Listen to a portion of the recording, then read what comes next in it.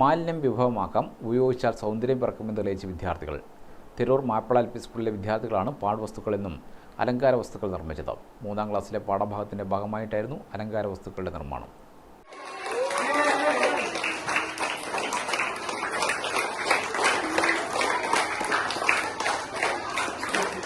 പാഴ്വസ്തുക്കളിൽ നിന്ന് നിർമ്മിച്ച അലങ്കാര വസ്തുക്കളുടെ പ്രദർശനവും സംഘടിപ്പിച്ചു.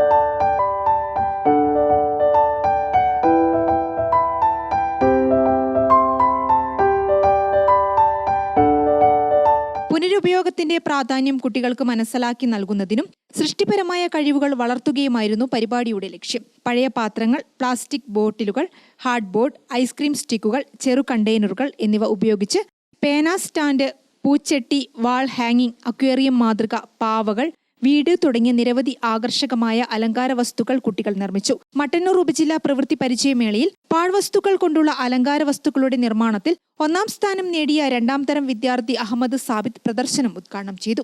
CP Saleeth, K Fayis, CV Anila, NM Rizwan, PV Sumayya എന്നിവർ നേതൃത്വം നൽകി. ഗ്രാമിക ന്യൂസ്, മട്ടന്നൂർ.